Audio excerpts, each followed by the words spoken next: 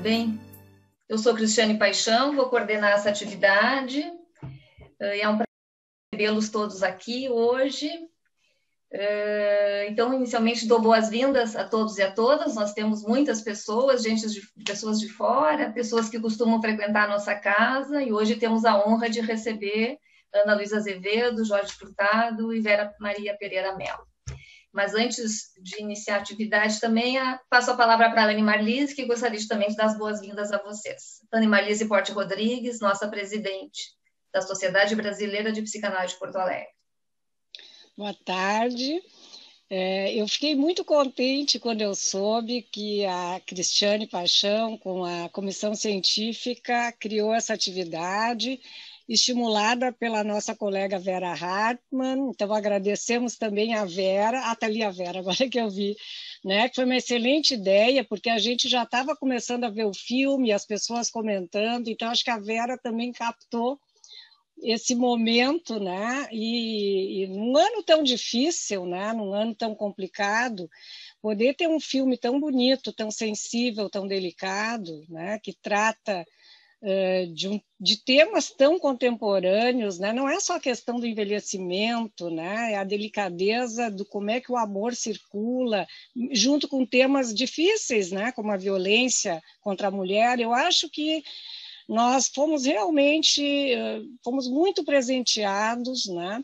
Por vocês nos trazendo esse filme. Eu dei uma olhadinha assim quando é que a Casa de Cinema foi criada. Foi em 1987. E depois, no decorrer assim, de 28 anos, tem mais de uma centena de filmes, de vídeos, programas de TV, né? Tem várias coisas assim que vocês foram conseguindo, e isso também é uma coisa admirável, né? Ter essa produção num país com tantas dificuldades como o Brasil, não deixa de ser uma força de resistência o trabalho de vocês.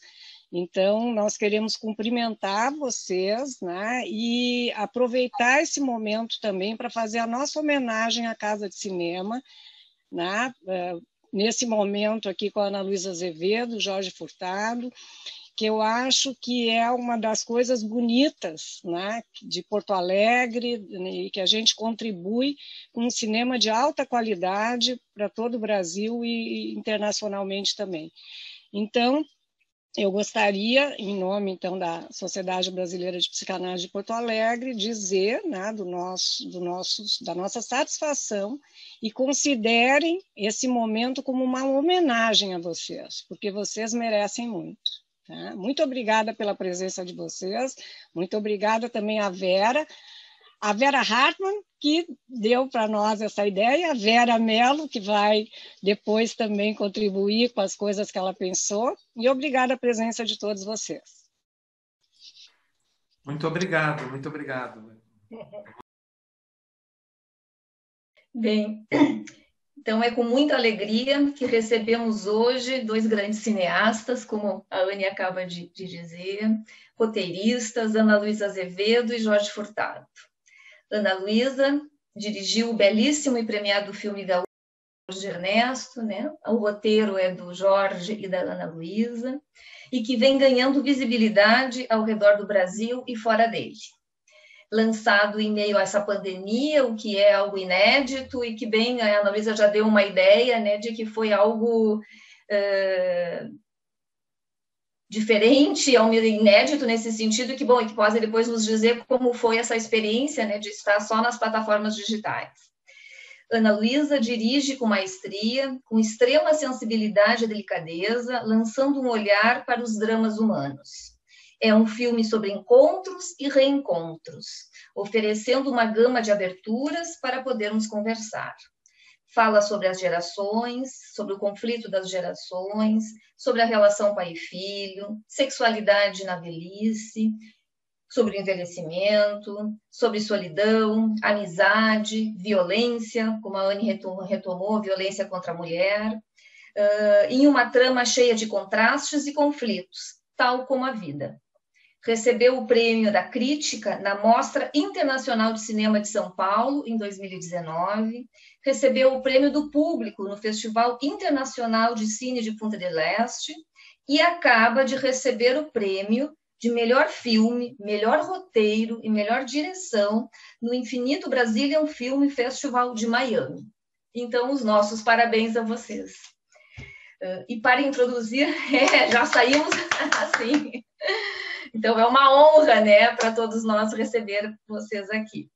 E para introduzir esse nosso debate, contamos com a nossa querida colega psicanalista, Vera Pereira Mello, membro titular com função didática da Sociedade Brasileira de Psicanálise de Porto Alegre.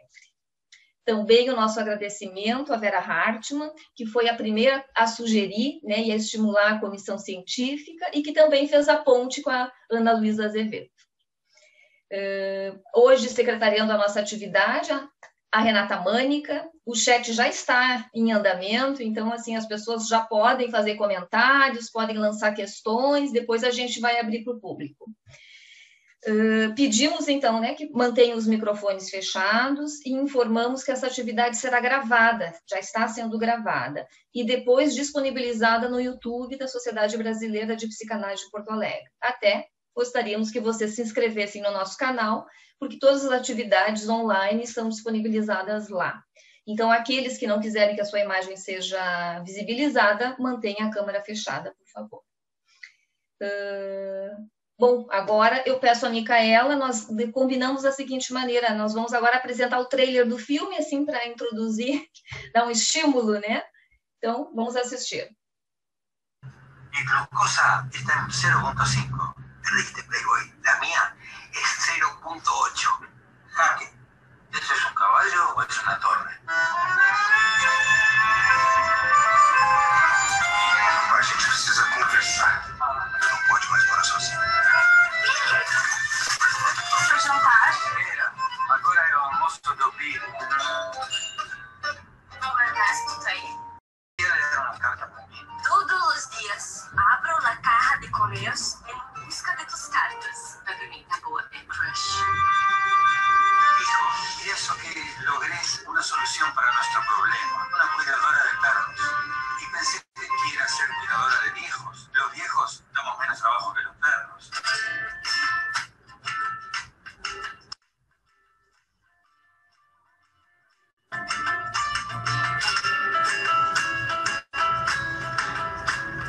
Tenés que tomar sol, estás todo el día encerrado acá. Buenos días! Oi. Eu não devia confiar nessa menina. Disse que ela estava morando aqui. Já se sentiu tão sozinha, mas tão sozinha. Se tu morresse, ninguém ia sentir tua falta. Si cada hora viene con su muerte, si el tiempo es una prueba de Tu não devia confiar numa pessoa que tu nunca viu. Se eu fosse pensar assim, não poderia confiar em mais ninguém.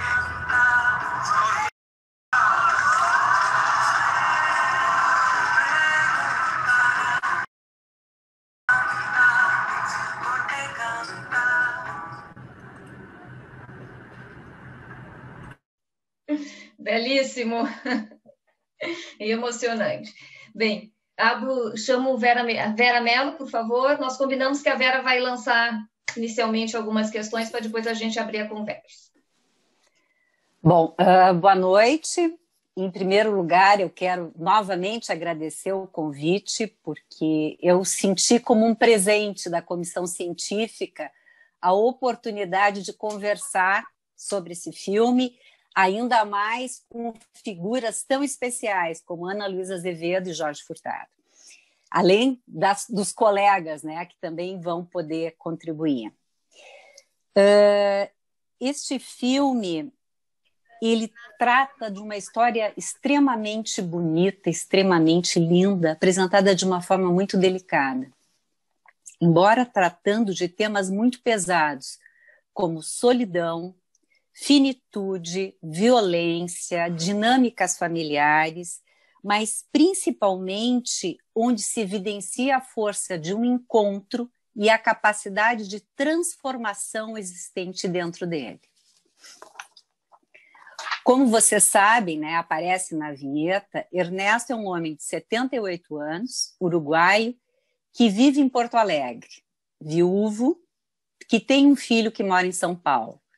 Seus dias passam de forma monótona, um após o outro, havendo como único movimento a ida ao banco para receber a aposentadoria e pagar contas. O encontro com um amigo argentino, que mora ao lado, e com o qual ele joga partidas de xadrez, entremeadas por cotações de índices glicêmicos e outros exames laboratoriais que ambos fazem. Há um toque de humor que permeia o filme. Em muitos momentos, tal qual a rivalidade entre argentinos e uruguaios, já que Ernesto é uruguaio e Javier, o vizinho, é argentino. O filme tem como primeira cena a tentativa de Ernesto, filho, a tentativa do filho de Ernesto vender o apartamento de Ernesto, porque ele está muito preocupado com o fato do Ernesto ficar sozinho, ele está crescendo, uma cegueira está gradativamente avançando. Então, esse filho quer levar o pai para morar em São Paulo. Mas Ernesto reluta essa ideia. Este cenário nos remonta a uma situação muito presente atualmente, que, principalmente nas grandes cidades, que é o esgarçamento do tecido social. Então, os laços vão ficando mais débeis e os velhos vão ficando cada vez mais solitários. Entretanto, em um dia, Ernesto, ao chegar ao seu prédio, depara-se com Bia, uma jovem cuidadora de cães. E, nesse momento, um dos cães pula, fazendo com que ele derrube a comida que trazia para o jantar. Alguns minutos depois, Bia vai até o seu apartamento com o resto de comida que caíra no chão, ao que Ernesto diz que aquela comida já é para ir para o lixo. Bia, então, entra impetuosamente no apartamento e coloca no lixo. A forma como Bia entra, sem pedir licença, com uma certa naturalidade, desconcerta e fascina Ernesto. É como se um outro mundo, pelos olhos de Bia, pudesse ser apresentado a Ernesto. E esta relação tem mão dupla. O desamparo que ambos vivem passa a ser uma ponte entre os dois. Ernesto, com uma gradativa perda de visão, tem dificuldades para ler os jornais e as cartas que lhe chegam. Algumas das suas poucas ligações com o mundo exterior. Então, Ernesto tem uma brilhante ideia. Bia poderia ser uma pessoa que leria seus jornais, leria suas cartas, bem como as escreveria, mantendo-o ligado ao mundo externo. Interessante que, à medida que a visão de Ernesto vai desaparecendo, ao mesmo tempo a sua visão para dentro vai aumentando. Vai gradativamente tornando-se mais conectado aos seus sentimentos e às suas emoções. Essa jovem é uma moça que não tem onde morar e que inicialmente vê naquela relação uma possibilidade de conquistar algumas coisas. A trama vai se desenrolando e com muita delicadeza valores são apresentados. Ernesto percebe os movimentos de Bia, mas em sua sabedoria vai lhe mostrando outros caminhos e Bia vai mudando gradativamente, respeitando a alteridade do outro. Ao mesmo tempo, Bia começa a demonstrar o incômodo com a relação abusiva que o namorado mantinha com ela. Portanto, um outro padrão de relação, de mais cuidado com o outro, bem como a percepção de poder cuidar-se, vai fazendo parte do universo de Bia. Talvez possamos estabelecer um paralelo com o envelhecimento, o quanto fica difícil um estabelecimento entre o limite, entre o cuidado dado ao idoso e a superproteção que muitas vezes é invasiva e abusiva. Há alguns diálogos que são preciosos, como quando Ernesto diz: "Eu não vejo bem, mas ainda sei o que quero." importância de manter respeitado seu desejo. Fato que muitas vezes deixa de acontecer e que acaba jogando o idoso em uma posição de não ter voz. A abordagem dada ao envelhecimento, sem ser piegas, mostra os limites e também anuncia possibilidades. Ernesto vai sendo questionado por Bia, que lhe aponta caminhos e o estimula a que ele possa expressar seus afetos. Isso faz com que ele resgate a relação com um neto de 6 anos, do qual ele estava muito distanciado. Lembrei-me de um artigo belíssimo de Freud, de 1915, que é sobre a transitoriedade, e que remete às lembranças de um passeio que ele fizera com 2 amigos, sendo um deles um poeta. Este admirava a beleza à sua volta, mas não extraía disso nenhuma alegria, alegando que toda aquela beleza estaria fadada a desaparecer quando o inverno chegasse. Dessa forma, entendia que tudo aquilo que amava e admirava parecia-lhe despojado de valor na medida em que estava fadado à transitoriedade. Freud, então, o contesta, alegando que talvez, por sua evanescência, a existência de um tempo definido poderia provocar a capacidade de ter um prazer maior, exatamente pela percepção de sua extinção. Diz ele, uma flor que dura apenas uma noite, nem por isso nos parece menos bela. No filme, os 2 personagens centrais, Ernesto e Bia, possuem uma relação com um tempo diametralmente diferente. Um já no fim da vida e o outro no início. Os tempos de espera de cada um são diferentes. Ernesto diz, esperar é minha especialidade.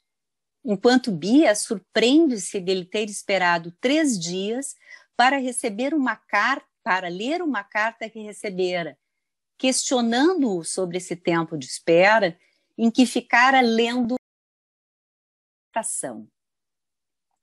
A juventude de Bia marca uma relação com o tempo diversa.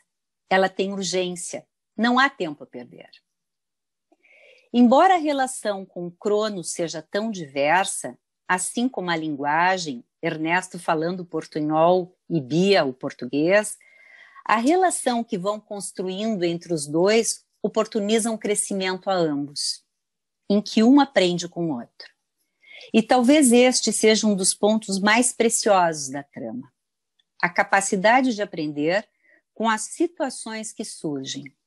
E é exatamente neste quesito, na condição de poder resgatar aquele mental adolescente que pode nos acompanhar ao longo da vida e que está vinculado à capacidade de vivenciar emoções, de deixar-se surpreender-se, que o filme cresce.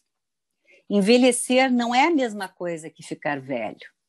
No envelhecimento, a pessoa pode seguir tendo projetos, anseios, desejos, seja ver o florescer de uma árvore que plantou e leva 7 anos, como Flamboyant, seja ver o nascimento de um neto ou de um bisneto, não importa o quê, mas que siga desejando.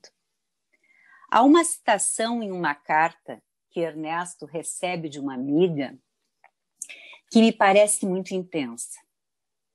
Envelhecer é perder os que entendem nossos xistes, nossos silêncios e até nossas ausências. Isso é assim. Há perdas, mas também pode haver ganhos. Sendo assim, talvez a questão que aqui se imponha tenha a ver com a possibilidade de lidarmos com a finitude e do quanto, diante desta, podemos também ter uma outra dimensão da vida. Um olhar um pouco mais atento ao impacto estético que as coisas possam nos provocar.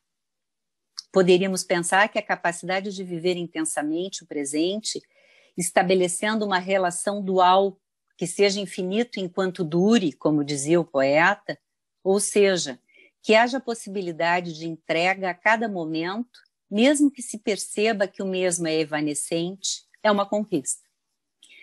gosto muito de uma expressão de uma psicanalista francesa, Danielle Quinodoz, que ela tem, a expressão é segundos de eternidade, e que contempla essas duas dimensões, a do tempo cronológico, os segundos, com um outro tempo, de uma outra dimensão, impossível de ser mensurável, que seria a eternidade. Para ela, os segundos de eternidade não nos colocam fora do tempo, não existe de um lado tempo e do outro lado uma ausência de tempo. Os segundos de eternidade nos permitem alcançar uma zona de encontro entre duas realidades temporais, uma tão real quanto a outra, cuja presença podemos constatar a todo momento. Parece-me que este momento é alcançado por Ernesto quando, após o retorno do amigo argentino à terra natal, depois dele ter enviuvado, Ernesto decide viver um novo amor e vai ao encontro de Lucia, sem importar-se por quanto tempo terão juntos, mas sim com o que pode viver. Bom, isso aqui foram algumas coisas que eu pensei para a gente dar o pontapé inicial e depois a gente seguir conversando. Vera, lindo! Muito obrigado, Vera. Excelente. Faz uma linda referência, né, nessa relação que tu estabelece entre a finitude, né, com a capacidade de usufruir a vida, né? Belíssima referência. Bem, Ana Luísa, Jorge, gostaríamos de ouvi-los também, falar o que gerou em vocês as falas da Vera e o que podem nos contar, né, desse belíssimo filme. Quer começar, Ana? Começo rapidinho aqui, depois te passo, porque eu já tenho falado muito mais do filme do que tu, então te deixo com a palavra mais hoje. Mas, primeiro, assim, eu queria agradecer, como o Jorge já disse, ali, a Anne, a todos vocês, pela homenagem, pelas palavras, e as Veras, e a Vera por toda essa reflexão sobre o filme. É sempre muito bom ouvir o outro falando sobre o filme, né? A gente descobre e aprende coisas sobre o filme até, do que quando a gente... E sobre os personagens. Então, isso é muito gostoso. Eu queria contar um pouquinho só a gênese do projeto, e depois o Jorge pode falar mais sobre tudo que a gente pensou sobre ele, mas só porque eu não sei se todos aqui... Eu já falei bastante sobre isso, não sei se vocês conhecem, mas certamente alguém não ouviu. Que essa história ela surge a partir de uma história real. Eu estava fazendo um outro filme antes que o mundo acabe, quando um dos fotógrafos do filme, que fazia as fotos das cenas, o Fábio Del Rey, me contou do momento que estava passando o pai dele, que era o Luiz Del Rey, um fotógrafo, que tinha muita autonomia, morava sozinho, tinha uma vida intensa, né? E estava perdendo a visão, e que aquilo estava sendo um problema muito sério para a família, especialmente para o Luiz, que estava no risco de perder na iminência de perder a autonomia, e ele trocava cartas com a irmã, ele era italiano, e trocava cartas com a irmã que morava na França. E então isso tornava ainda mais trágico aquele momento, porque ele não podia mais se corresponder com a irmã, não conseguia ler as cartas, nem escrever as cartas que ele mandava para ela. Então, essa história ficou na minha cabeça, e depois, quando a gente teve uma oportunidade de desenvolver um projeto de filme, eu peguei assim, essa história do Luiz como o início de uma história, né? Então, tinham vários elementos ali que me interessavam falar sobre esse momento da vida, que acho que é o momento, como a Vera já falou muito bem, assim, né? As decisões que a gente tem que tomar, né? Que é um momento que as limitações tu não escolhe, elas te são impostas, mas como lidar com elas, sim. Tu pode escolher a forma como tu vai lidar com isso. Então, são escolhas que nem sempre são fáceis, né? E que acho que esses momentos de escolhas difíceis são sempre momentos muito ricos para a dramaturgia, né? Não é à toa que tem vários romances, várias obras-primas da literatura que exatamente se passam nesse momento da vida. Vou começar pelo Rei Lear, né, que é uma grande obra que é exatamente dos conflitos todos desse momento. E aí começamos aí, enfim, a pensar sobre isso, e essa troca com a Bia, ela se tornava, e era importante, exatamente porque uma das questões que a gente pensava que é muito sério nesse momento é o isolamento, né? Então, e às vezes uma pessoa de fora da família, ela tem um olhar mais doce e mais fácil de lidar francamente com essas dificuldades do que quem está dentro da família, como o próprio filho, que é um momento que o filho, às vezes, quer mandar no pai, né?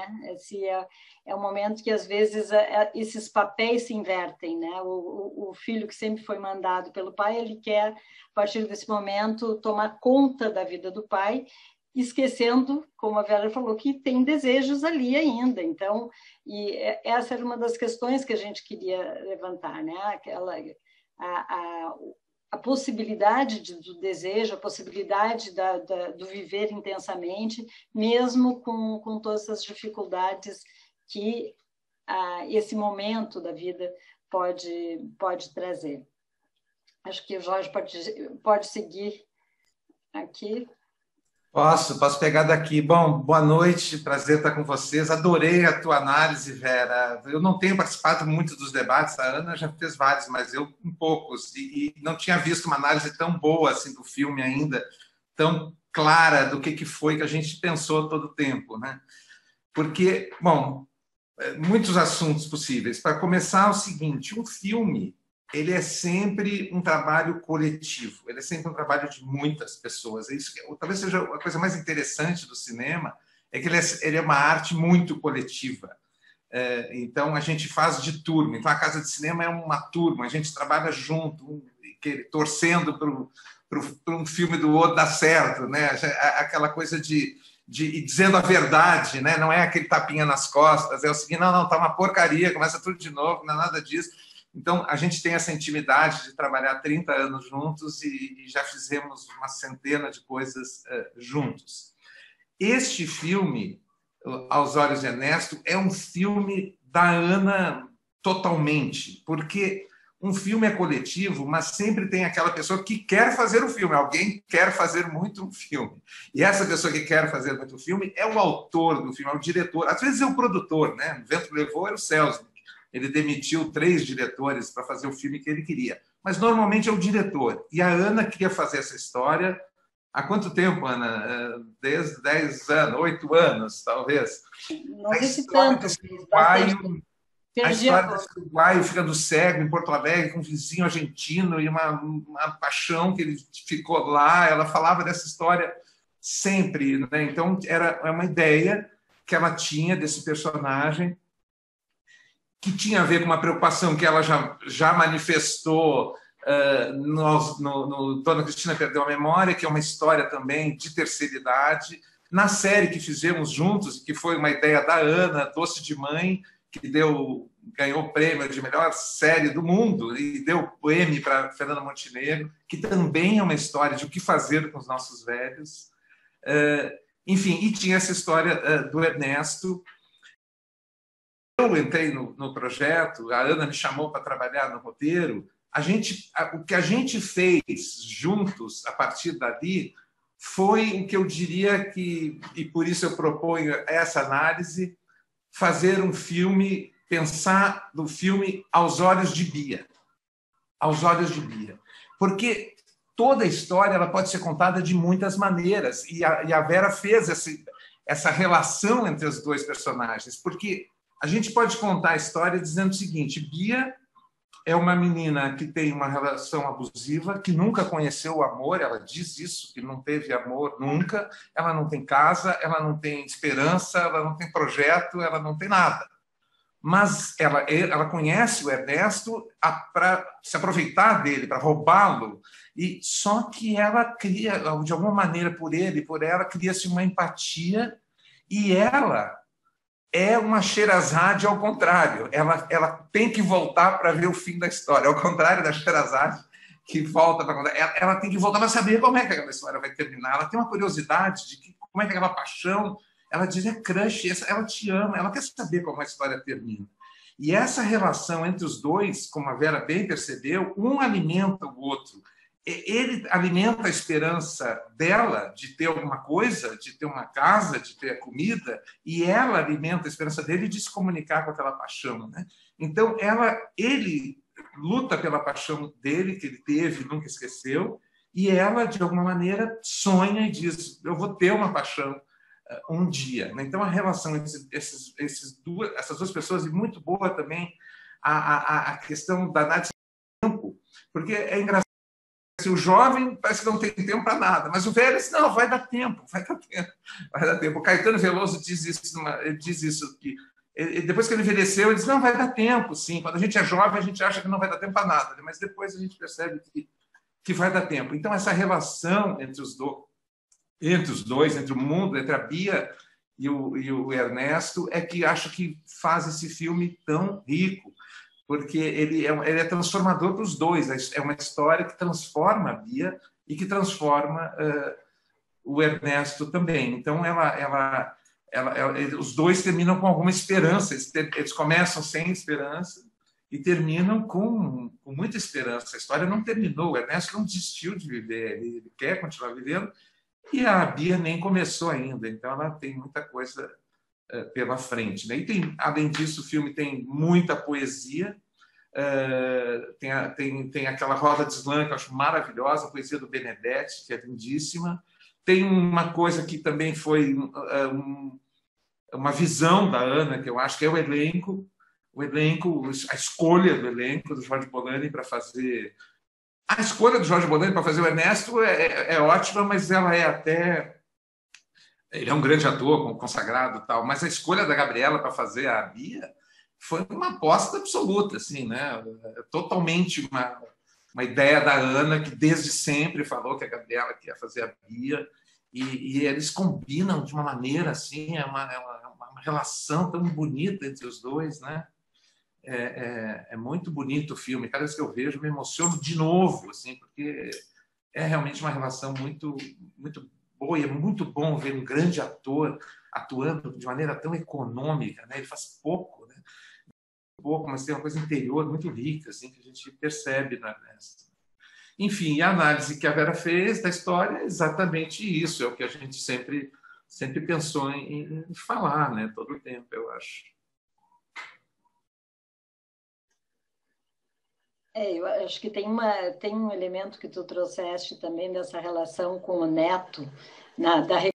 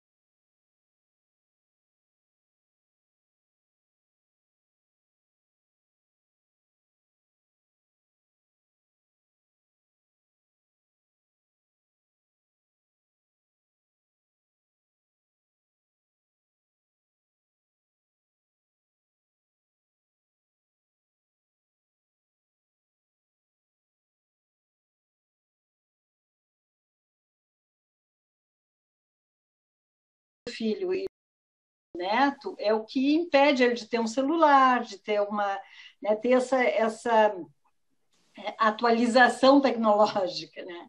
E outra coisa que eu sempre dizer, eu não quero televisão, eu não quero porque sempre, normalmente a dramaturgia traz quase sempre o velho sentado numa cadeira assistindo televisão, né? Então, a aposentadoria é alguém que fica parado frente da televisão. Eu disse, não quero isso, né? Esse personagem, para nós, era uma outra coisa. A própria relação que ele tinha com os livros, com a música, que era uma forma da gente trazer para esse personagem esse universo do sul da América do Sul, né? Eu queria trabalhar nesse personagem. Essa é uma questão que eu acho muito rica e sempre me instigou muito, que é o ser estrangeiro. O Caligares diz que ele é uma vez estrangeiro, sempre estrangeiro, porque tu vem para o Brasil, tu é estrangeiro aqui. Quando tu volta para o teu país, tu vai ser estrangeiro lá. Então, não é mesmo que tu adote esse país, né, como o seu. Então, eu queria trabalhar um pouco esse sentimento, especialmente de um personagem que é exilado, né? Todos um exilado, um personagem que é consequência da diáspora provocada pelas ditaduras militares na América do Sul e que provocou essa circulação de pessoas para vários países. E personagens e pessoas que não escolheram, né, sair, né? Essa fuga, essa saída, ela se deu compulsoriamente, porque corriam risco de vida, não eram aventureiros assim, vou viver no país, não, eles tiveram que sair. E essa era um sentimento que eu acho que provoca muito, transforma esses personagens muito nostálgicos, com uma necessidade muito grande de cultivar a sua cultura, de dificuldade de adotar a outra língua, inclusive, né? Então, esses eram elementos que eu queria trazer para esse personagem.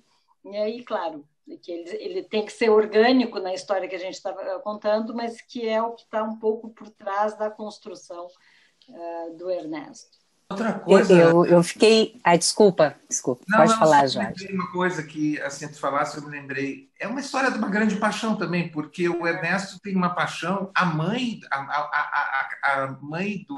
do filho quase não aparece no filme, ela não está no filme. Ela é um cheiro na cozinha de um bolo que se fez lá, se diz que ela morreu, mas a paixão do Ernesto mesmo, de verdade, eu acho, não sei, nunca me disseste nada, mas eu acho que a grande paixão do Ernesto foi pela Lucia a vida inteira. Então, ele perdeu aquela mulher que ele perdeu para um amigo. Para o amigo. O quê? Para o amigo. Perdeu para um amigo, exato. Ela é uma história trágica, assim, num certo sentido, né? Aquele amigo morreu.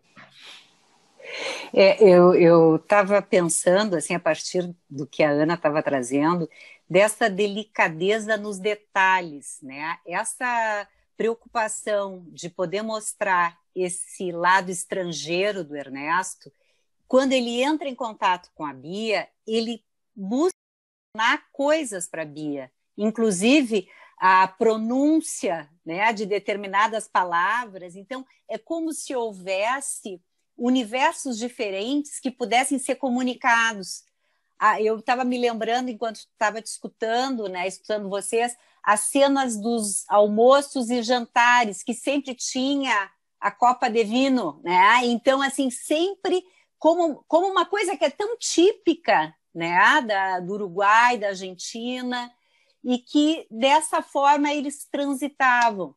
Então, assim, uma das coisas que mais me encantou nesse filme foi exatamente essa delicadeza, em várias situações, assim. A cena que a Bia vai e devolve a chave em cima da mesa, perto do piano, né? Que ela não podia dizer que ela tinha levado, que ela tinha roubado a chave do apartamento. Ele sabia que ela tinha roubado, mas ele também não fala nada e espera que ela se anuncie.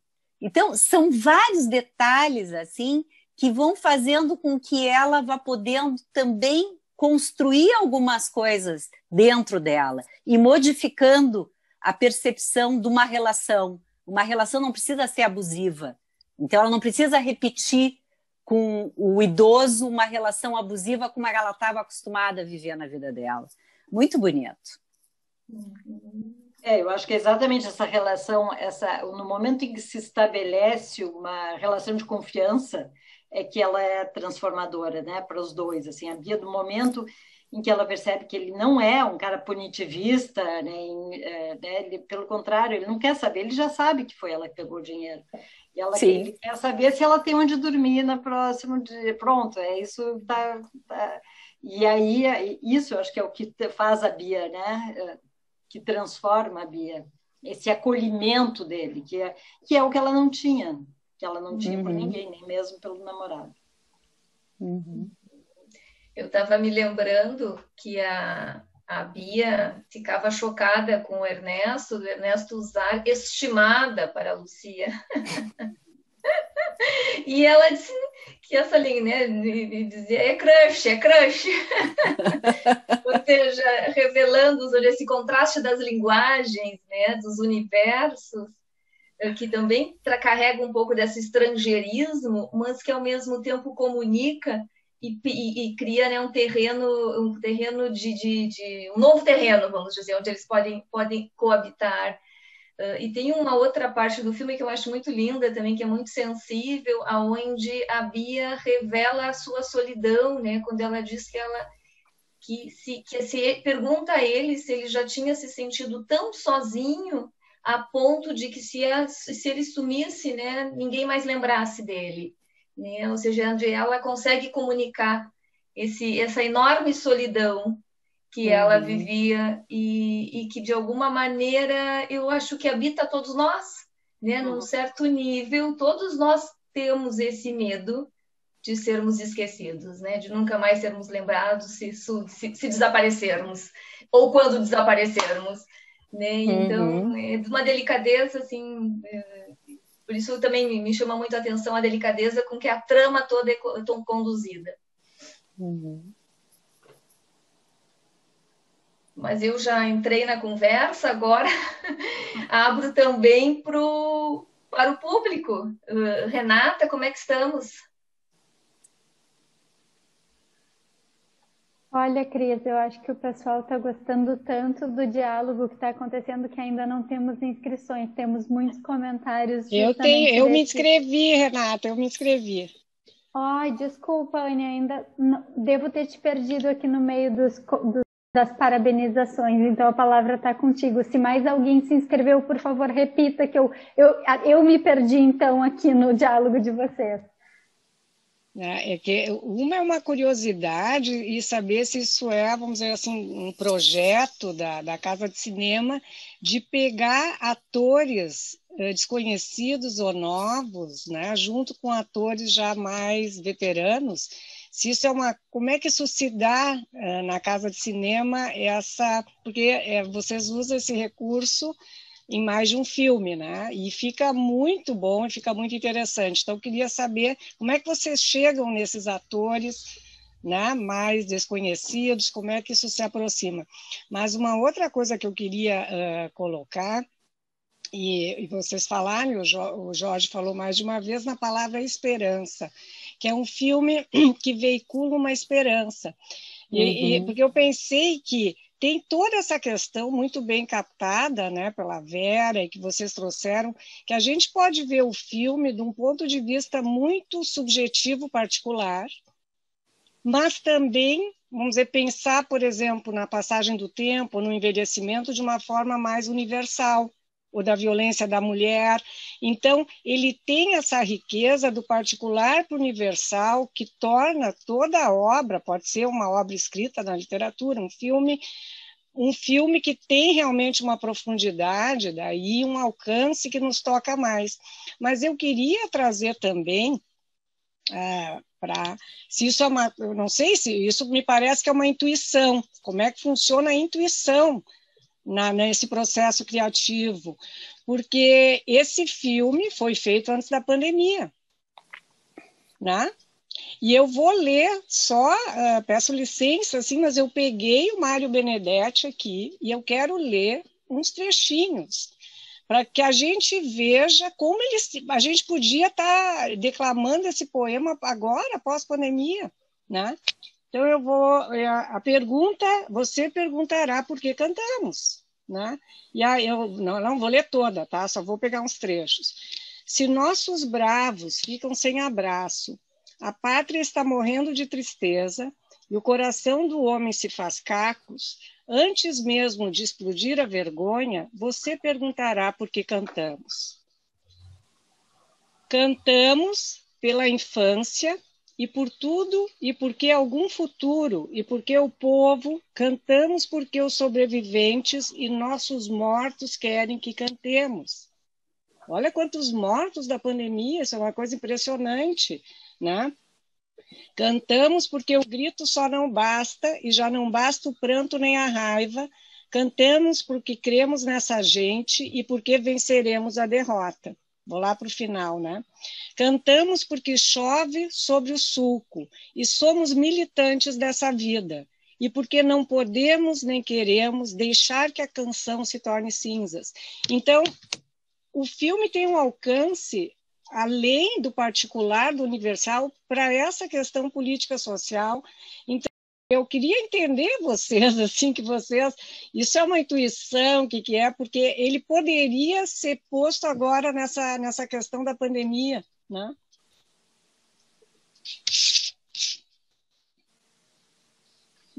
Vai, eu acho. Sou eu? Um filme, pois é, eu acho que toda criação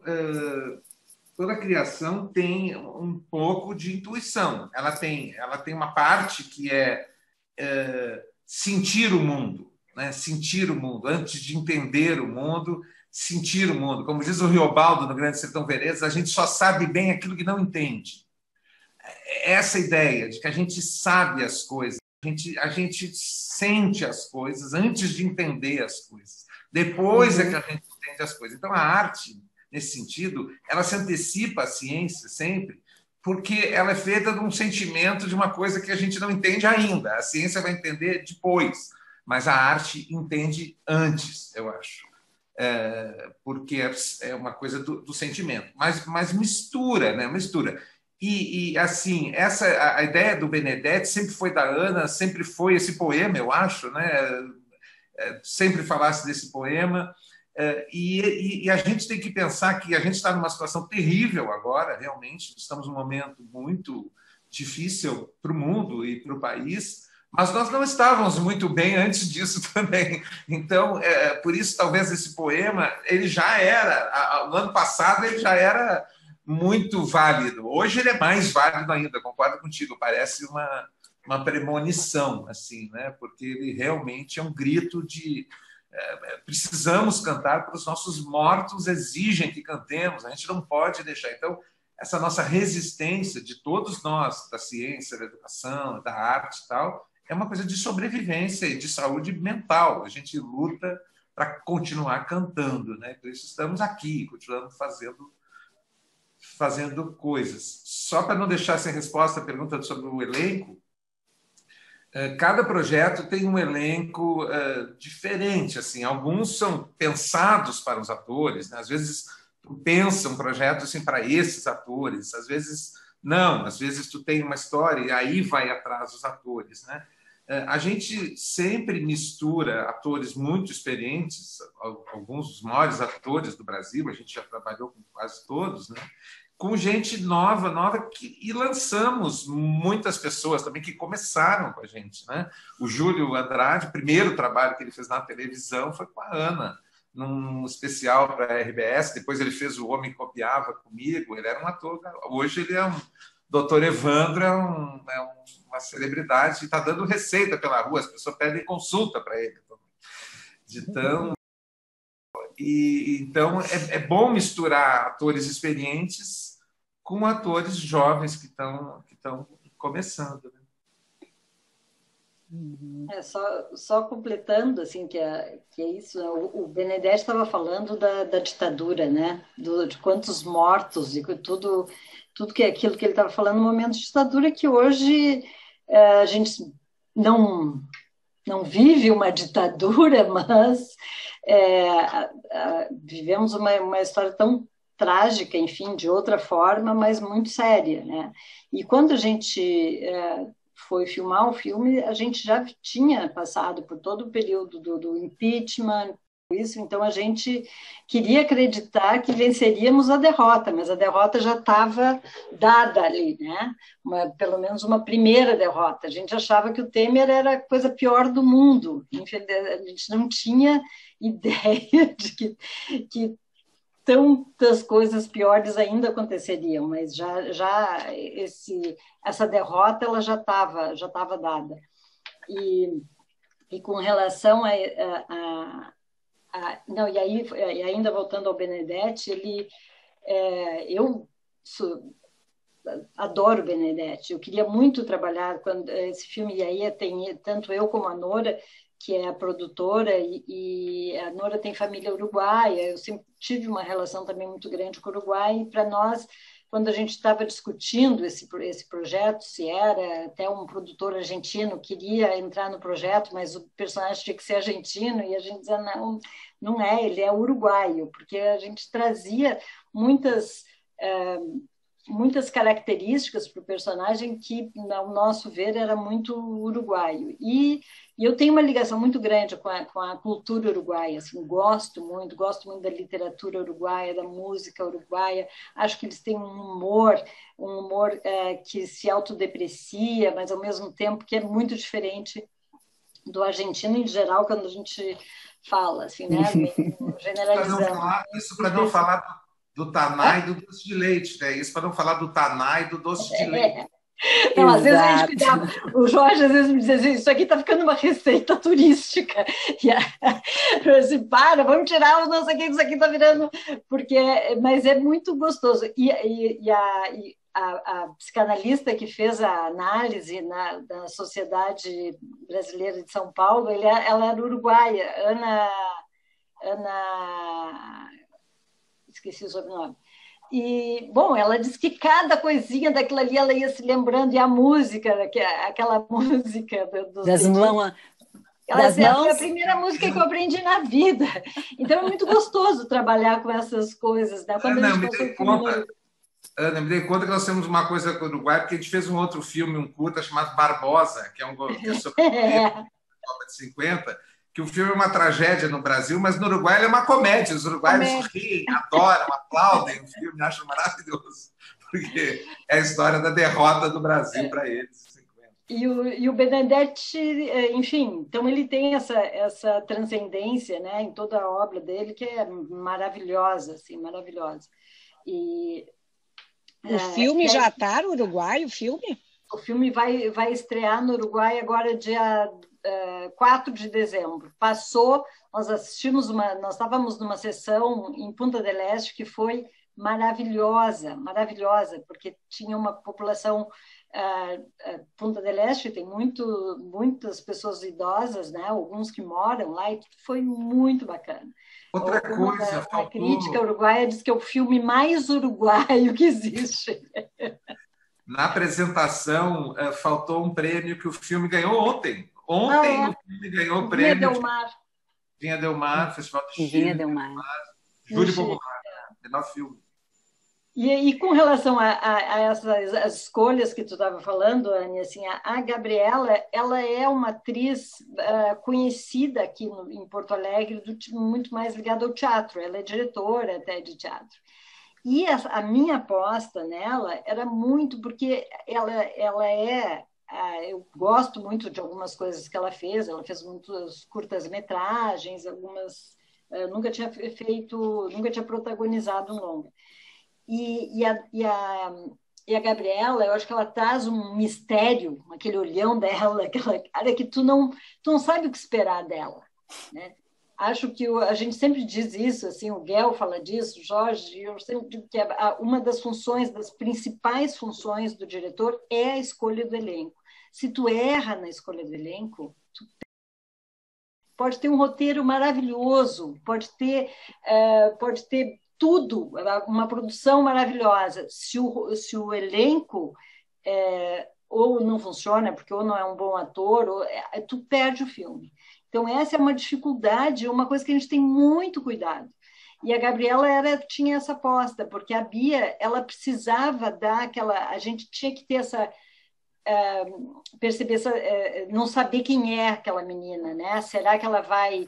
Será que ela vai explorar esse senhor, ou será que ela vai ser bacana? Não sei, quem é essa menina? Ela tinha que ter esse mistério. E eu acho a Gabriela completamente misteriosa, assim, com aquele olhão dela. Assim. Olha, a escolha de elenco, para mim, eu relaciono muito com aquele momento no Oculista em que a gente vai fazer óculos e ele pergunta assim, este ou este? Aí tu fica... O outro, volta o outro, porque assim, eu vou ficar olhando com esse negócio para 3, 4 anos. Então vamos pensar com calma, volta o outro, vê este novo. O elenco tu tem que escolher muito assim, né? E o Bolani, ele é o maior ator uruguaio em atividade, né? Ele não fez tanto cinema, ele tinha feito o Uísque, ele tem uma boa atuação, ele é bom, mas era também, não sabia exatamente como é que ia funcionar. Quando eu e a Nora sentamos com ele, começamos a conversar do filme, e aí ele trouxe várias coisas. Quando ele leu o argumento que nós mandamos, ele já se apaixonou pelo filme, porque ele fez a trégua no teatro, ele começou a namorar a esposa dele hoje, que era atriz, que era jovem, então ele tinha várias identificações, e isso já é um ponto a favor, assim, um cara que conhece, ele entendeu perfeitamente o personagem, né? Mesmo que ele tenha uma vida muito diferente do Ernesto, mas ele entendeu perfeitamente o personagem, e ele trouxe para o personagem uma coisa que às vezes, e aí tem essa coisa do mistério, assim, a hora que o ator toma conta, né? Porque ele traz alguns elementos que a gente não imagina. E o Bolani, porque quando a gente vai ler o Ernesto no roteiro, ele é um pouco turrão, assim, como ele faz, mas ele traz, ao mesmo tempo, uma doçura que é do Bolani. E que é muito bom para o Ernesto, porque fica aquela dificuldade de expressar o sentimento, ele fica mais difícil ainda, porque não é uma pessoa que não tenha sentimento, que não tenha a percepção das coisas, ele só não consegue dizer o que ele sente, ele não consegue dar um abraço no filho. Né? O último beijo que ele deu no filho foi quando o filho era pequeno. Então, essa dificuldade fica mais difícil ainda numa pessoa que ela é relativamente doce, assim, ele se protege, mas, né, a primeira fresta que a Bia abre, assim, blum, explode, né, os sentimentos dele. Sim, tal como quando ele está escrevendo, ela está escrevendo uma carta para o neto, né, e que aí, ou para a Lucia, agora eu não me lembro, que ela diz, mas isso parece conversa de elevador, não pode ser assim. Então ela vai estimulando que ele possa ir se soltando, né? Olha, ela é didática, né? Como é que tu fala com o neto? Mas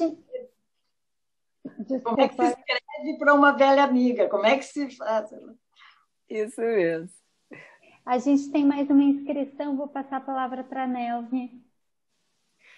Obrigada, Renata. Boa noite a todas e todos. Eu estou muito agradecida com esse evento e eu pedi a palavra para agradecer principalmente ao Jorge e à Ana Luísa, porque foi um momento muito mágico assistir o filme de vocês. Eu recebi esse filme assim como um presente, quase que pessoal. Talvez as pessoas de Porto Alegre pensem assim, porque circunstancialmente o acaso da vida fez com que os 3 lugares principais que o filme apresenta sejam 3 lugares importantes na minha vida, que é aquela cena onde ele declama a poesia do Benedetti, que foi a primeira praça que eu estive com meu avô quando eu era pequena. Depois aquela praça que fica ali na Jerônimo de Ornelas, que é a praça que fica na frente onde foi por 40 anos o Girassoli, que acabou há muito pouco tempo, que era uma casa noturna muito querida de todos nós. E o outro espaço foi a Rua Alberto Torres, ali na Cidade Baixa, que eu passei muitas e muitas vezes na frente daquele prédio quando eu saía da casa da minha sogra, que agora é falecida desde 2018. Então, foram situações assim inusitadas de encontrar afetos no filme. Então, eu quero agradecer vocês por isso. E, se vocês me permitem, eu fiquei pensando, eu vi o filme uma vez e meia quase duas, porque a primeira vez eu vi o filme porque foi sugerido pelo evento, porque eu fiquei muito curiosa, então tudo era muita novidade. E a segunda vez eu assisti o filme para procurar frestas, que eu gosto muito, né? Aquilo que eu não vi na primeira vez, ou aquilo que tem mais ainda para ser visto, né? E aí eu encontrei, assim, se eu pudesse resumir o filme numa frase, seria a generosa delicadeza da convivência, sabe? Porque a Vera já disse, né? Todos os temas fantásticos que o filme trouxe, e ele fala basicamente para mim das necessidades e das estratégias que nós usamos para suprir as nossas necessidades, né? Esse ator uruguaio é um mestre em apresentar o Ernesto. Essa moça que vive a Bia é maravilhosa, e eles falaram de amizade, autonomia e de coragem para o genuíno encontro, né? Que foi o que aconteceu ali, o encontro entre duas pessoas, duas almas, que foi inusitado, absolutamente acaso, mas que acabou fazendo que, digamos, o Ernesto admitisse que podia ir buscar o sonho perdido, e que a Bia se desse conta de que sim, ela então merecia dar um tempo para ser amada. Então, olha, foi encantador. Ana, Jorge, muito obrigada. A generosidade de um diretor e de uma roteirista, ou ao contrário, né, são coisas muito especiais, né? Então, era isso que eu queria dizer. E, na verdade, para mim, a cena mais marcante, né, porque tem cenas, todas são muito boas, mas eu fiquei muito encantada com aquela cena em que ele dança com a Bia, que o Ernesto dança com ela, né, depois de terem voltado da praça, quando ele declamou. E parece que, então, os dois se encontram de verdade, né? Mesmo cada um no seu tempo, no seu ritmo, eles dançam juntos, e ali pareceu que era a concretude mesmo da vida. Quando a gente consegue dançar no jeito da gente, no tempo da gente, e o parceiro ou a parceira acolhe aquele jeito, aí está tudo bem. Então, eu queria dizer isso para vocês. Muito obrigada. E essas maravilhosas mulheres da Brasileira, muito obrigada pela ideia que vocês tiveram de fazer isso. Um beijo. Obrigada, Nelmi. Lindo depoimento. Temos mais inscritos, né, Renata? Quero fazer só um comentário. Claro. Fala, Nelly. E mais uma coisa sobre Porto Alegre, que a Ana ela exportou para o mundo agora uma coisa totalmente porto-alegrense, que é o X-Coração. Agora todo mundo está sabendo o que é um X-Coração, que só tem aqui no mundo, não é outro lugar. Não, e eu vou dizer para vocês que na discussão com a sociedade, a psicanalista que fazia, ela disse que, então, imagina, e um X-Coração, ela não entendeu que era uma coisa de Porto Alegre, ela achou que era toda coisa do afeto, assim, né, o X-Coração. Aí eu, não existe! Mas eu só queria... A minha filha, quando era pequena, numa churrascaria, a Júlia, ela tinha uns 7 anos, ela viu um espeto de coração e me perguntou: pai, quantos corações tem uma galinha? Quando eu disse que era um só, ela teve uma crise. Eu queria fazer só um comentário antes do próximo, daquela cena ali da Praça do Islã, né? Que nós queríamos que, porque o bacana dessa troca, né, com pessoas de outra idade é a possibilidade de tu descobrir e conhecer universos que não são os teus, né? E isso eu acho que é a grande falta, né, porque é claro que trocar as taxas glicêmicas ela é fundamental, né? Essa conversa entre os pares é fundamental. Agora, a possibilidade de conhecer outros universos e outras coisas, outras formas de fazer poesia, só vai se dar se tu conviver com pessoas diferentes, de diferente idade e de diferentes universos, né? E aí, só contar uma história rapidinha aqui. Eu estava fazendo um trabalho, eu fui convidada pelo Goethe de Israel para fazer um trabalho sobre censura e opressão no Brasil, né? Eles convidaram 20 cineastas de 20 países, cada um tinha que fazer uma historinha de tipo um clipe assim, de 1 minuto. E eu estava muito angustiada com o que fazer, a gente conversou muito na casa de cinema, o que era, foi no momento em que a Marielle tinha sido morta, então aquilo para mim era uma coisa mais... Eu queria falar de alguma forma daquilo, e o Antônio, meu filho, me apresentou o Islã. Ele me mostrou a Cristal Rocha, que naquele momento tinha 15 anos, e tinha ganhado a Batalha Nacional de Islã. E eu fiquei muito impressionada com o Islã. Fui a algumas rodas de Islã e era muito incrível, porque é a coisa mais contundente, é uma poesia muito boa, uma poesia de rua e com uma força enorme. Então, nas nossas conversas de roteiro, eu achava que era o lugar mais pouco provável do Ernesto conhecer, se não fosse através da Bia, era uma roda de Islã. E queria colocá-lo ali. E a gente até tinha dúvidas, chegamos a conversar, né, Jorge, será que ia funcionar ou não? Eu achava que sim, que ia funcionar, e apostei. E foi muito bonito na filmagem, porque a gente convidou o pessoal dos Poetas Vivos, que fazem o Islã Peleia, que é um Islã muito político, para fazer a roda para a gente, né? E aí conversei, combinei como é que seria. A Atena Beauvoir falaria aquele primeiro poema, a Cristal o segundo, e ela chamaria um Ernesto para fazer ali. E o Bolani, ele ficou... e enquanto a filmagem é sempre uma coisa demorada, demora, e enquanto a gente estava preparando, eles estavam fazendo uma roda de verdade. E o Bolani estava encantado.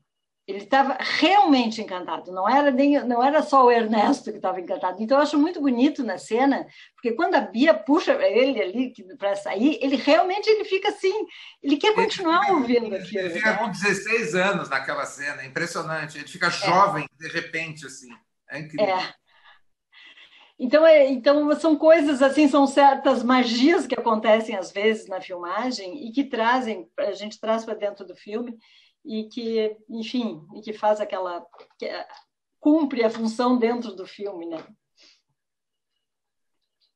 Para mim é o maior momento. Eu gosto de vários momentos do filme, mas aquele para mim é o grande momento do filme, é a roda de Islã e o Benedetti ali, até porque a poesia é a forma mais alta de conversa que há, né? Quando chegamos na poesia ali, todas as palavras têm um motivo. E um encontro de 2 poemas, um encontro do Benedetti, de um uruguaio de 80 anos, com uma menina negra de Porto Alegre, falando da violência contra aquilo ali, é um momento incrível, realmente incrível. Eu estava pensando que vocês falaram a magia da arte, né? Porque em todas aquelas gerações e grupos diferentes, a arte ajudando a viver, trazendo sentidos para a vida. Então, isso realmente é uma dimensão mágica, né, da arte. Você já imaginaram o que seria essa pandemia sem música, sem literatura, sem a série, sem cinema? Nós estávamos fritos. Sem a arte, seria impossível, né? Renata, eu tentei me inscrever, não consegui, ainda dá para dar uma palavrinha? Eu vou passar a palavra para a Maíra, que está inscrita, e depois para ti, Vera. Tá, obrigada. Maíra, está contigo. Alô? Está ouvindo? Está indo. Bom, antes de mais nada, então, eu queria parabenizar a Ana Luísa, o Jorge Furtado e a parceira, colega Vera Mello, porque nos proporcionaram leituras sobre vários ângulos que é o que representa bem o que o filme todo o tempo vai propondo, que estabeleça muitas leituras. Leituras em todos os sentidos, seja da condição humana, do envelhecimento, dos contrastes das relações e assim por diante. Mas eu tenho muita curiosidade de poder ouvir vocês três me falando de uma leitura sobre as portas. O filme tem muitas cenas das portas. As portas de entrada do prédio, a porta dos apartamentos, de saída do prédio, de entrada do prédio, onde eles se trombam ali, né? Ele e ela. E eu fiquei pensando nas portas da esperança, que foi um tema que se falou aqui também, do reencontro dele com a Lucia depois, bem aparece no final a porta. Então, eu acho que, embora um elemento aparentemente estanque, ele está cheio de significados, né? E, na verdade, ela abre e se fecha para todos os novos projetos que ali nasceram, mas dentro de nós também. Então, deixo meus parabéns aqui e quero ouvir vocês. Eu achei excelente, Maíra, a tua percepção.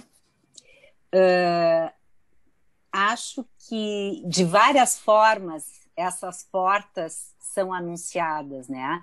A porta demarca um território. Há um momento em que a porta é fechada, quando vem o namorado da Bia, porque vem uma violência, né? Há um momento em que o portão é que proporciona o encontro da Bia com o Ernesto. E finaliza com aquela cena que o Ernesto vai com a Lucia e a porta se fecha. Então, assim, eu acho que realmente é mais um dos elementos em termos da poesia da arte, né? Que consegue trazer em figurabilidade um sentimento, uma percepção de alguma coisa. Agora, o roteirista, a diretora e os roteiristas é que tem condição de dizer. Eu juro que eu nunca tinha pensado nisso, mas tu tem toda a razão, Maíra. Não só tem toda a razão, termina na porta, tem várias coisas de porta, como a primeira cena, eu pensei nisso, a primeira cena, o Ernesto está parado na porta, exatamente de pé, na porta aberta, esperando que as pessoas saiam da casa, porque ele não quer vender o apartamento, e ele está parado ao lado daquela porta ali, dizendo, não, saiam, saiam, saiam, até que saem. Então, realmente tem muitos momentos em que as portas, né, representam passagens e, como tu disseste, aberturas e fechamentos, transições ao longo de todo o filme. É um símbolo muito, muito claro que eu nunca tinha pensado, mas não tem dúvida que sim, está lá. Né? Tu tinha pensado nisso, Ana? Não, claro que tinha, assim, o que eu tinha? Não tinha teorizado nada sobre isso no roteiro, mas na decupagem, sim, né? Daquela coisa de estar na porta, com a porta aberta, para que aquelas pessoas fossem embora, e ele fecha a porta e não vou vender esse apartamento, e que no final a gente precisava daquele plano com as duas portas, que aí, assim, a porta se fechava e a gente saía assim, bom, agora a história deles não interessa mais, né? A história é deles e nós vamos embora e a câmera se afasta. Esse final eu lembro, mas o início não, realmente eu não lembrava. Não, tinha, na descrição da cena já era assim, ele parado com a porta aberta e tinha, mas foi muito engraçado, porque a primeira vez que eu vi uma análise longa das portas foi pelos japoneses. Esse filme estreou no Japão e eu dei muitas entrevistas. E um crítico japonês, mas ele fez uma análise enorme, e ele com toda razão, porque isso que a Maíra trouxe, sem dúvida, assim, porque a gente tem várias coisas desse território, como tu falaste, né? O escritório, que é um território fechado, em que a porta está chaveada, ele coloca sempre a chave no mesmo lugar, e a Bia é a primeira a romper, é a única que rompe aquele universo. Ele não deixa que a Cristina faça faxina naquele universo, ele deixa apenas a Bia, porque a Bia rompeu sem a permissão dele, né? E que foi um momento de crise naquela relação. Até que ele se dá conta que que vale os livros que ele não vai ler mais, arrumado pela ordem alfabética dos autores, ou pelas cores, tanto faz. Vale muito mais a relação dele com a Bia naquele momento. E os rompimentos, porque a vida dele, ele é sempre rompida, né? Ele é invadida, né? Ele é o amigo que entra, que avança sobre o apartamento sempre para fumar o charuto dele, é a Cristina que abre aquela porta do banheiro no momento, assim, invade completamente a privacidade dele. Tem outra porta que é muito significativa, que é também quando aquele momento em que ele deixa o livro, deixa o bacalhau para a Bia, e ele sai de manhã e a porta está fechada, e depois ele vai se dar conta que está fechada por causa Então ela tem realmente, ela tem muitos significados, mas não é uma coisa que a gente teorizou e pensou sobre isso quando estava fazendo o roteiro, né? Ele tinha algumas situações... Tem uma coisa que eu acho sempre interessante Ana, com debates com psicanalistas, porque os psicanalistas fazem o nosso trabalho ao contrário, de trás para diante. A gente faz para frente, eles fazem de trás para diante. Então, eu me lembro sempre quando o Pedro, meu filho, era pequeno, ele tinha uns 5, 6 anos, acho que 5 anos, ele estava comendo pirê de batata na mesa, e ele parou e fez assim, é disso que fazem batata.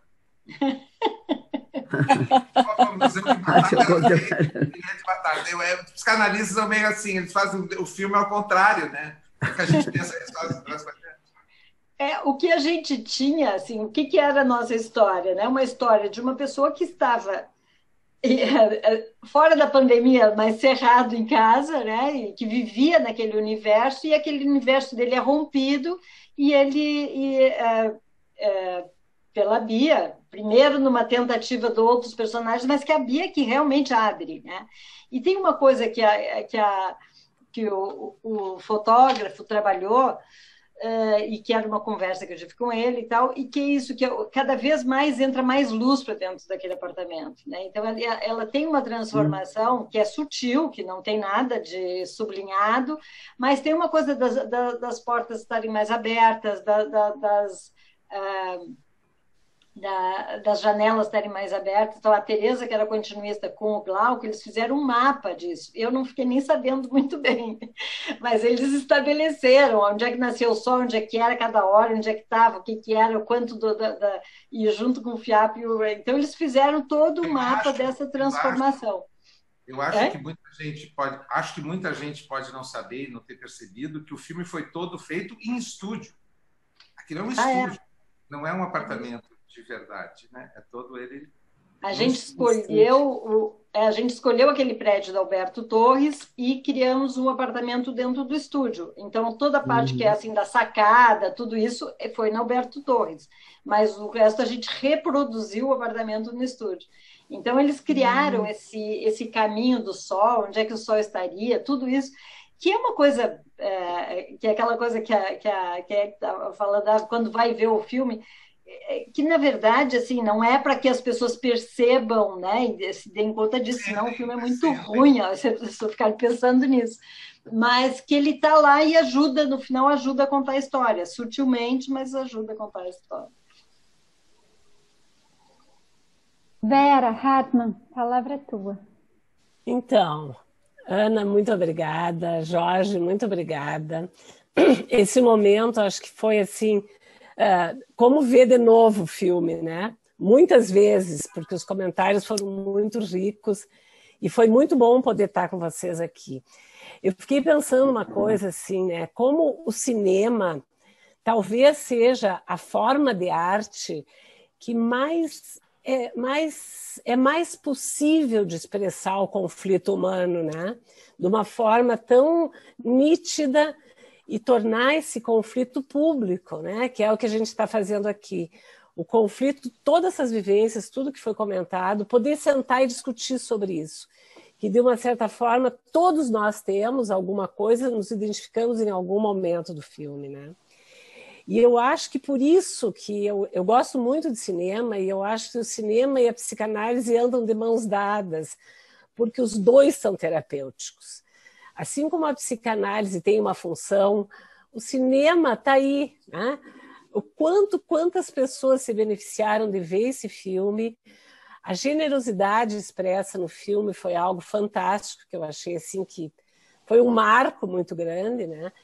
E eu acho que assim, quantas pessoas, a partir desse filme, puderam pensar, puderam ter esperança, puderam se desenvolver para outras coisas da vida, puderam voltar a cantar, né? Mesmo na pandemia. Então eu quero, assim, com todo o meu coração, agradecer a vocês, porque foi maravilhoso o filme. Eu disse que foi o melhor filme que eu vi esse ano. Aliás, fazia muito tempo que eu não vi um filme tão bom. E vai continuar sendo premiado, né? Muito obrigada mesmo pelas falas de vocês. Um comentário só. O cinema e a psicanálise nasceram praticamente juntos, né? E eles são incursões. O Buñuel dizia, o cinema é uma incursão ao inconsciente alheio, né? E sem dúvida é. Só que o cinema faz isso de uma maneira e a psicanálise faz de outra, mas são basicamente a mesma coisa por duas abordagens diferentes. E um filme é sempre uma transformação, como a análise também é. E um filme, tem uma fala, não sei se acho que foi Freud, a expressão é dele, que é do olhar estruturante, que o cinema é um pouco isso, ele estrutura, né? Porque ele é um olhar que conta uma história de um ponto de vista e estrutura isso numa narrativa, né? Então, o cinema e a psicanálise, eles caminham lado a lado muito tempo. Agora, nada mais chato no cinema do que os personagens psicanalizados. São aqueles personagens que sabem todos, conhecem os seus conflitos, falam sobre... É muito chato e é muito comum. Às vezes, naqueles filmes em que as pessoas falam tudo que pensam, tudo que... uma coisa que a gente tenta trabalhar é exatamente a complexidade e tentamos observar, né? Que é das incoerências do personagem, né? Quais são todas e as dificuldades que ele tem de expressar o sentimento deles, né? Então, se o Ernesto fosse um personagem em que ele falasse das dificuldades, porque eu tenho muito problema, porque eu não sei de saber filho, seria um chato. Então, como trabalhar esse... E acho que Mas para ele ia fazer bem, para ele, Ernesto, ia fazer bem. Mas o filme ia ser muito... Ele ia falar melhor com o filho, ia falar melhor com o neto, entendeu? Com o personagem é ruim. A gente não ia ter o que discutir. Pois é. Mas eu acho... É exatamente o contrário à nossa função. O Vonnegut diz o seguinte: faça seus personagens sofrerem muito. Quanto mais a gente faz eles sofrerem, melhor. E vocês é o contrário, vocês têm que impedir o sofrimento. O Maqui, que é um americano que estuda muito roteiro e tal, e fala muito de roteiro, ele diz que o bom personagem é aquele em que o público quer que ele faça uma coisa, ele quer fazer aquela coisa, só que ele não consegue. Esse é o grande personagem no cinema. E é isso que a gente busca com os nossos personagens, né? É trazer essa... Para o médico cirurgião, no caso. Eu fiz uma série que é o Sob Pressão, que é uma série médica, né? E tem um consultor, que é o Márcio Maranhão, que é o nosso cirurgião, que a gente consulta para tudo, que ele vai escrever, né? E às vezes eu estava fazendo roteiro e ligava para ele, dizendo: Márcio, a pessoa levou um tiro na barriga, um fuzil, e tinha acabado de comer, como é que faz? Não sei o quê. Aí ele começava: não, para salvar a vida dele, tu tem que fazer o seguinte. Eu cheguei: não, eu quero que ele morra. Aí ele dizia: não, mas isso eu não estudei para isso. Para que eu faço o cara morrer? Eu não preciso que ele morra, eu não preciso que ele salve. Então, são funções diferentes, a mesma coisa. Tércio, a palavra está contigo. Então, boa noite, pessoal. Quero agradecer o espaço da Brasileira, a generosidade do Jorge e da Ana em participarem dessa conversa conosco aqui. E ouvindo vocês, eu lembrei do encontro da Bia, do Ernesto, e o encontro da Zoe com Hanold em Delírios e Sonhos da Gradiva de Jensen, né? Que é um texto do Freud em que ele faz uma incursão psicanalítica numa novela. Na época, ainda não havia o cinema para ele assistir, né? As coisas foram surgindo juntos e é um texto lindo assim para quem está iniciando na psicanálise. Por acaso foi por onde o primeiro texto do Freud que eu li e me apaixonei. Ao mesmo tempo ele vai explicando como é que funciona o processo analítico e uma personagem realmente revitaliza e meio que cura um outro personagem, né? Acho que a Bia tem um encontro com o Ernesto nesse sentido. Então, lembrei disso ouvindo vocês, assim, e quero também revelar aqui que já prescrevi um filme para um paciente que precisava dar umas risadas. Eu, bueno, assiste o Saneamento Básico que tu vai te divertir, vai dar umas gargalhadas aí. E lembrar que o Freud também era um grande apaixonado por Shakespeare, né? Então, eu sei que o Jorge também fez muitos roteiros e os filmes dele com o estúdio Shakespeare. E, bueno, agradecer esse espaço e fazer essa lembrança. Obrigado, Tércio. Tu pode botar o nome do texto do Freud ali no... Sim, vou colar ali. Põe ali no bate-papo. Obrigado. Temos mais inscritos, Renata? Pelo que eu estou vendo aqui, se alguém não se prontificar por aí, acho que encerramos. Eu. Ai, a Anne está perdendo as suas inscrições, Anne. Ai. Não, é que eu não queria, né, perder assim, um outro aspecto que me ocorreu do filme, para ouvir vocês, que eu gosto disso em filme. Eu achei que o de vocês tinha um pouco disso, que é o anti-herói, né? Quando a Bia entra e a gente pensa, essa guria vai aprontar, ela vai fazer alguma coisa para esse velho, daí ela rouba, e aí fica aquele negócio, e ele sabe, ele faz de conta que não. Essa questão da moralidade, né? Que vocês fazem aquilo também muito bem feito. Me lembrei eu não sei se era um filme japonês ou chinês, que era de uma criança que foi para uma casa, ela estava sendo muito negligenciada e acabou meio que sendo adotada por uma família que fazia roubos em supermercado e tal, mas a menina encontrou ali um lar. Ela era muito melhor tratada. Qual é, Tércio? Relatos de família, né? Esse. Então, ela era muito melhor tratada nessa família trambiqueira do que na família original. Só que daí acabam descobrindo lá, porque tem até uma ciumeira, enfim, e ela é retirada dessa família, né? E ela passa a viver numa situação muito triste de novo. Então, essa questão do anti-herói ou da moralidade, eu queria ouvir vocês um pouco sobre isso. Olha, o que eu posso, assim, é interessante essa questão, porque há personagens, por exemplo, o Ricardo III, para falar de um personagem do Shakespeare, que ele é um canalha. Ele é um canalha terrível. Ele mata o rei. E ele, no início da peça, ele diz que vai casar com a rainha Ana, diz que vai casar com ela, todos advertem que ela o odeia, porque ele matou o marido dela, mas ele diz, não, eu vou casar com ela. E casa com ela. E ele é um vilão terrível.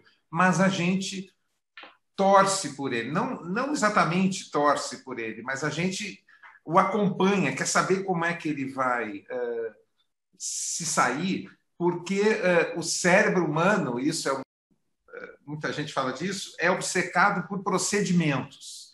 Sempre que a gente vê algum tipo de procedimento, uma criança empilhando cubos, a gente imediatamente se interessa e quer saber quantos cubos ela vai conseguir empilhar. Se alguém diz assim, eu tenho por objetivo tal coisa, a gente imediatamente começa a se perguntar, ele vai conseguir ou não? O ET vai conseguir voltar para casa ou não? O Indiana Jones vai conseguir a arca ou não? Se alguém manifesta um desejo, a gente passa a acompanhá-lo imediatamente, não importa se ele é bom ou ruim.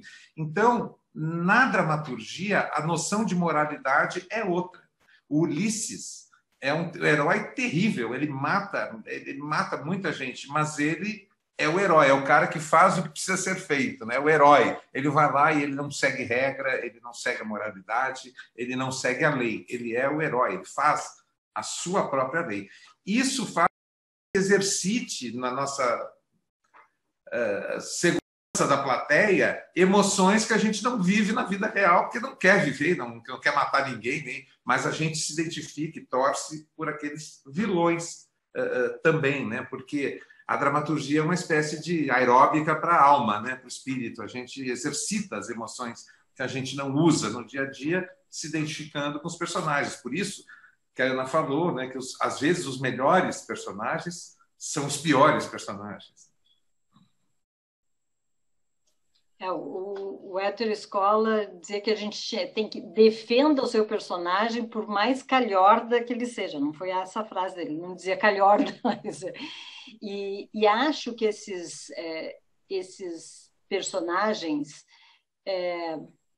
amorais, talvez, são os personagens que têm defeito, né? São os personagens com quem a gente mais se identifica. Não são aqueles personagens daquelas histórias edificantes, quase ele está distante da gente, né? Então, esse herói mais que tem as falhas trágicas, que tem esses defeitos, eles são muito mais humanos, né? E acaba a gente se identificando muito mais com eles. Acho que isso é fundamental, né? Numa boa dramaturgia. Assim. Mais um comentário sobre isso. Eu sou apaixonado pelo Alice, do Carroll, do Alice do País das Maravilhas, através do espelho. Traduzi os 2 livros com a Lisiane Kugler. E a Alice é o primeiro personagem de uma história infantil não moralizante. Porque todas as histórias infantis até Alice eram feitas para educar as crianças. O Chapeuzinho Vermelho ensina a obedecer a mamãe e ir pelo caminho que ela diz. Os 3 Porquinhos ensina que primeiro o trabalho, depois a diversão. Todas as histórias de Esopo eram fábulas moralizantes para ensinar. E o Alice não. O Alice ela diz, a história não precisa ter uma moral. Ela diz isso. Não tem que ter uma moral na história, né? E ela é uma menina corajosa que enfrenta o mundo dos adultos, que é doido e não faz muito sentido, e ela investiga esse mundo e ela não tem uma moral. Então, o Carroll, com Alice, ele marca essa transição da fábula moral para a fábula, para a história infantil. É uma história para a criança, não para o pai da criança. É uma história para as crianças, né? Eu acho que é extremamente importante o que vocês estão... Ai, desculpa, me atravessei. Tinha alguém, Renata? Eu acho que a Astrid está se inscrevendo, tenho a impressão. É isso? Depois eu... Vamos ver. Não sei, é a Vera? Sim. Vai comentar? A Astrid levantou a mão. A Astrid levantou a mão. Vera, comenta e depois passamos a palavra para a Astrid, pode ser? Tá. Não, eu estava só pensando nessa questão dos personagens, quanto mais terríveis eles são, mais interessantes eles se tornam, porque é o que acontece nas histórias infantis, né? Teve uma época, isso assim, há uns 20 anos atrás, que não se podia ter nada de brinquedo violento em caixa de brinquedo, porque não era adequado. E aí as crianças pegavam e brincavam de arminha na sessão com a mão. Então tem que ter esse extravasamento quando é possível pelos personagens. Eu me lembrei da Lia Luft agora, que dizia que ela acordava nas madrugadas para escrever os livros, porque senão ela enlouqueceria. Então, como uma forma também desses personagens irem abrigando partes nossas, às vezes partes mais obscuras nossas, e por isso que a gente consegue se identificar. Então, acho que é um pouco por aí. Posso falar?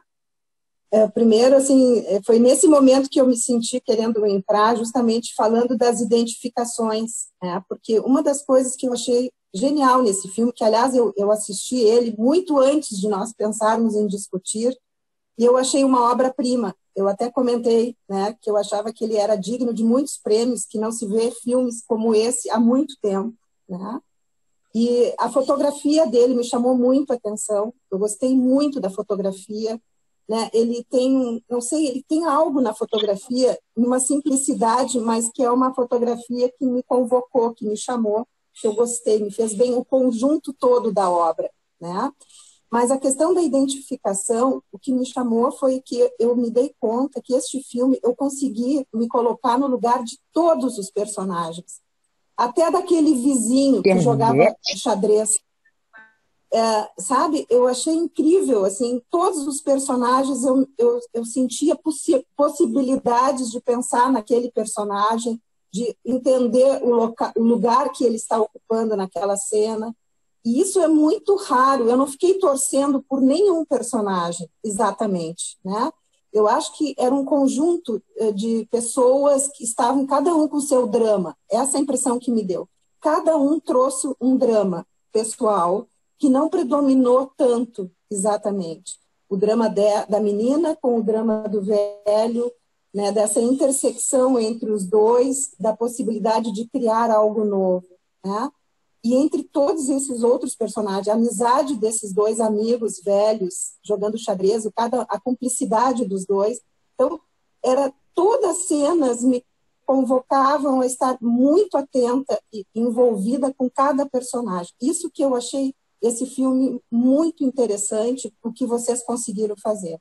Então, eu só posso agradecer e fiquei muito satisfeita. Eu digo, nossa, em Porto Alegre, com os colegas, né? Todos aí, vocês, os cineastas daqui, uma obra-prima. Eu diria que esse filme veio para ser comentado muitas e muitas vezes, vai ser uma referência para todos nós. Eu só posso agradecer. Muito obrigada. Obrigada, muito obrigada. Eu quero fazer só um comentário aqui, já que o Jorge fez vários elogios a mim, agora eu vou fazer um elogio a ele, né, a partir desse teu comentário. Esperando. Eu acho que eu acho que uma das grandes contribuições do Jorge, quando ele entrou no projeto, foi exatamente a gente perceber a essência da história e limpar e diminuir o número de personagens. Eu tinha muito mais personagens que tinham a mesma função dramática dentro da história, e a gente foi limpando. Porque isso que, quando tu falaste, dessa identificação, então, como nós, ao diminuir esse número de personagens, a gente pôde aprofundar mais os personagens. Né? Porque o que às vezes acontece também na dramaturgia, em filmes, especialmente, a série ela tem mais tempo para aprofundar os personagens, mas às vezes um filme ele fica pipocando de um personagem para outro, e nenhum personagem tu consegue trabalhar ele de forma profunda. Né? Lá na primeira versão do roteiro, tinham dois personagens, eu estou falando isso um pouco para vocês entenderem o processo, assim, né? Que faziam o que a Bia fez, né? Que então eles tinham fazia o Ernesto sair para fora de casa e o outro fazia ele despertar para essa relação com a Lucia e tal. E ao trazer tudo isso para a Bia, a gente consegue trabalhar melhor a Bia e aprofundar ela dentro desse mistério dessa menina que a gente não sabe quem é e tal. Então, potencializa a história, potencializa os personagens, aprofunda esse drama entre aqueles personagens. Então, eu acho bacana quando eu escuto tu falar, porque eu acho que esse foi o trabalho que a gente vai, né, quando tu vai trabalhando, burilando esse roteiro, a gente foi fazendo Ana, e agora fazendo te analisando na frente de todos os psicanalistas, mas quando na história tinha um outro personagem que se chamava Ana, que era uma menina ótima, legal, ela era bacana, ela era simpática. Eu digo, gente, isso é uma personagem, isso é tu, Ana. Isso não é uma personagem. Não é verdade. Agora nós vamos mas o nome do personagem não tinha sido eu que tinha dado. Foi não, eu sei, eu tô brincando. E aí eu ficava, puta, e eu não tinha coragem de trocar o nome. E a Bia é muito aí eu já vai deixar o Ana? Não vou. E a Bia é muito pior. A Bia ela é má, ela rouba, ela entra, ela É que a Bia, a gente tinha essa coisa dela ser que trazia o risco para ele, né? Mas eu não tinha coragem dela roubar mesmo. E o Jorge disse, ela tem que roubar. A gente nunca sabia se ela ia roubar, se ela não ia roubar, se ela ficava naquele... Então, isso eu acho que esses aprofundamentos foram fundamentais para a gente chegar nessa última etapa. A questão da quantidade de personagens, que essa análise que a Cid faz é muito interessante, porque o teatro ele cria o microcosmo cênico, ele concentra em poucos personagens e cria uma coisa estelarmente central que representa o macrocosmo. Então, assim, tu pega 3 personagens e um deles é o pacifista, o outro é a guerra e o outro é a igreja. Então, pronto, esses 3 personagens representam 3 pensamentos e tu faz uma peça que fala sobre a guerra, que fala sobre o que quiser. O teatro, na comédia dell'arte, ele tem 7, 8 personagens que sobreviveram durante 300 anos. Durante 300 anos, o teatro contou todas as histórias que existiam para contar com 7, 8 personagens só. Então, o teatro faz isso, né? Concentrar. É verdade. Gente, é uma riqueza escutá-los. Mas estamos... uma alegria, uma riqueza, estamos assim muito satisfeitos em tê-los recebidos aqui. E estava lembrando um pouco quando o Jorge comenta como é que o teu filho dizia que o purê fez a batata, né? A batata faz o purê, como é que é desse avesso, o olhar pelo avesso? É disso que fazem batata, é disso que fazem batata. Eu achei ótimo, porque de alguma maneira me ocorreu me lembrar que em psicanálise a gente trabalha com o modelo do sonho, né? Que vai da figurabilidade à palavra, da palavra à figurabilidade, né? Nós trabalhamos nesse trânsito. E estamos justamente aqui, né? Vocês nos oferecem a figurabilidade e nós nos identificamos e nos sentimos, né, completamente dentro de cada um dos personagens e depois, né, fazemos o trabalho inverso, que é dar uma palavra, que é dar um sentido e tentar fazer essa comunicação, que me pareceu que foi excelente hoje. Eu acho que todos estão saindo daqui super satisfeitos. O nosso chat aqui, depois, se vocês quiserem observar, assim, o que tem de comentários e elogiosos ao trabalho de vocês. Então, assim, só agradecer a presença de todos. Também dizer que hoje é a nossa última atividade científica do ano, esse ano que foi tão difícil, do nosso departamento científico. A nossa próxima atividade é só janeiro, então eu quero aproveitar para agradecer a minha comissão, né? Foi um ano difícil, duro, né? Exigente para todos nós, então quero agradecer a minhas queridas colegas que trabalharam comigo nesse ano, a Magda Valls, não foi chegar a Magda, a Kellen, está aqui na minha frente, Kellen Ancheta, Renata Mânica, Rafaela Degani. Somos um time, né, que trabalhamos juntas e inventamos as coisas. E agradecer a todos vocês que ao longo desse ano estiveram presentes nas nossas atividades. Bom, temos mais um... Eu queria, em nome da diretoria da Brasileira, agradecer a comissão científica, né? Porque não só pelo trabalho do ano, mas por esse presente, né? A partir do estímulo da Vera Hartmann também, de estar com o Jorge, a Ana. A gente reviveu o filme aqui de diversas maneiras. Eu acho que a gente está terminando o ano muito melhor do que a gente estava no começo. Então, a gente tem que agradecer a vocês também por isso. Muito obrigada. E terminar com poesia a melhor maneira. Vocês, de fato, são um orgulho para a nossa terra, né? Muito obrigada. Eu gostaria só assim, de agradecer muito, adorei conversar com vocês, para mim foi uma honra poder participar de uma mesa com vocês. Esse filme, com certeza, cruzou fronteiras e vai seguir cruzando, porque há uma possibilidade de todos nós nos identificarmos, seja na Coreia do Sul, seja no Chile, onde for. Então, assim, parabéns e muito obrigado pelo trabalho de vocês. Agora uma salva de palmas a todos. Bom, Jorge, desculpa.